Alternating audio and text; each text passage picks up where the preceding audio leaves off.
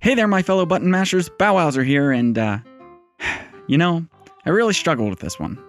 I wasn't sure this was the best subject because, I'll be honest, I do not share the same love for this thing that others seem to have. So it could get ugly. But if you're watching this video, then that means I went through with it, so no turning back now. Let's get into it. Alright, I got this. I got it. Come on, come on, come on. Yes! Oh, no! Come on. Now let me first start off by saying that when the rumors first started coming out about this thing, I was actually pretty excited. The early rumors of a smaller, lighter Switch with non-removable Joy-Cons and D-pad seemed pretty cool to me, since I usually travel light. There's just one caveat, a rumor that I refuse to believe, that it wouldn't dock, or it wouldn't switch. I gotta be honest, I turned my nose to that rumor so fast. I thought, there's no way they're gonna do that. They won't make a Switch that doesn't switch. It would cause too many problems. Even Nintendo, with their curveball throwing ways, won't do something that silly, I thought. Well, it's here, folks. Rumors were true. Pretty much all of them, I think, and I'm still baffled this long after the reveal. Before I really get into my issues with the thing, I want to start off with the positives, so you don't just think I'm being a grumpy mutt. First of which, for me, is the non-detachable Joy-Cons. This was the thing I was most excited about.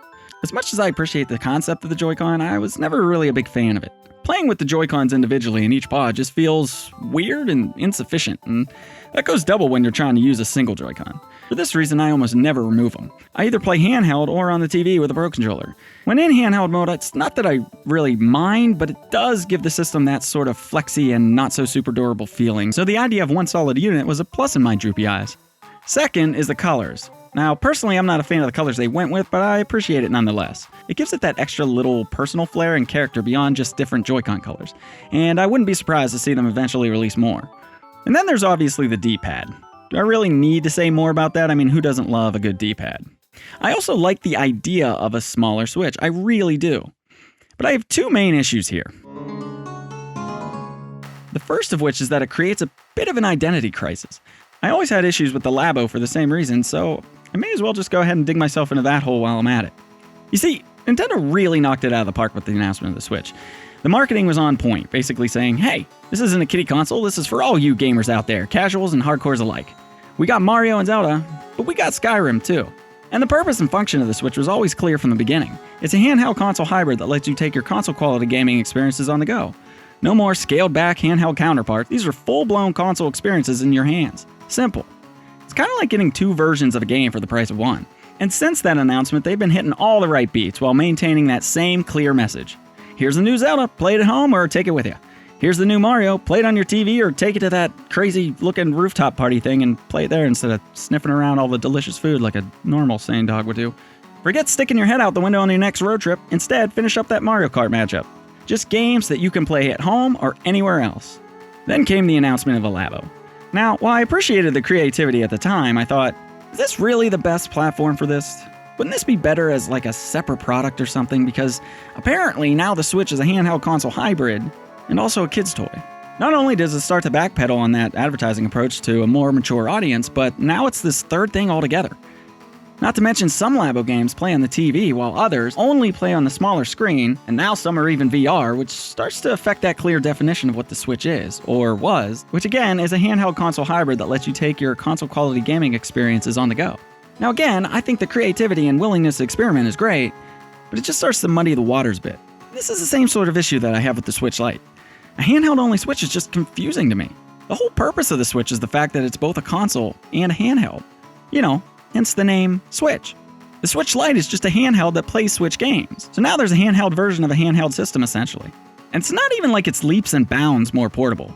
It's a relatively minor improvement in that regard. Also, it's not compatible with Labo or any TV-only games. So now you sort of have to have these disclaimers on certain games. I know it's not many, but still. Can't play Mario Party without extra Joy-Cons and a way to prop up the system since it lacks a kickstand, for example. This might be minor at the moment, but it still adds to the identity issue here in my opinion.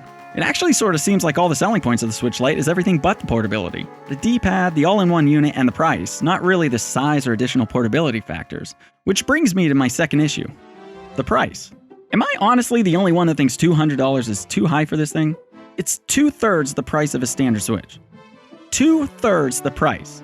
That seems a bit steep considering all the features that are being cut. Let's break those down real quick. Let's start with the big one.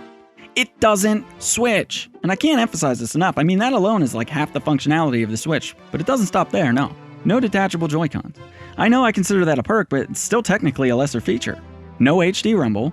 I personally have never been a fan of any rumble feature. They kind of remind me too much of a thunderstorm. But I know a lot of people really like it, and it's a pretty big feature that really enhances certain games. No IR sensor. I know that outside the Labo and the 2017 smash hit 1-2 Switch, this feature hasn't really been utilized, but it's still a missing piece of tech. A smaller screen, again, a perk in the eyes of many, including my own, but still a downgrade. No auto brightness feature. Not sure anyone cares about this, but again, missing feature. No kickstand. I know this might not be a big deal to a lot of people, but I actually didn't mind it, and I used it every time I sat the thing down to go potty outside. And finally, and this one really puffs up my fur, less battery life. When it was first announced, I was already disappointed at how marginal the increased battery life was, but since then they've refreshed the standard Switch to have a much better battery life. And this is something that should be vital in a handheld-only system. It's almost like they cannibalized the thing before it even launched. That's way more than half the features cut, and they charge 2/3 for this thing. I don't know, it just doesn't feel right. I'm sure this thing will sell like kibble, but I'm just not sold on it. But hey, that's just one dog's opinion. You may feel completely different. Maybe you're getting one because you want a younger sibling to stop hogging your Switch, or maybe you just like the overall ergonomics better. I personally do, but not enough to trade the switching feature. So let me know in the comments whether or not you plan on getting the Switch Lite and why, or just simply tell me how wrong I am. And if you haven't noticed, I'm new around here. If you want to know a bit more about me and why I started this channel, click the link right here. And I'll also put a link in the description. Well, thanks for stopping by, and I'll smell you later.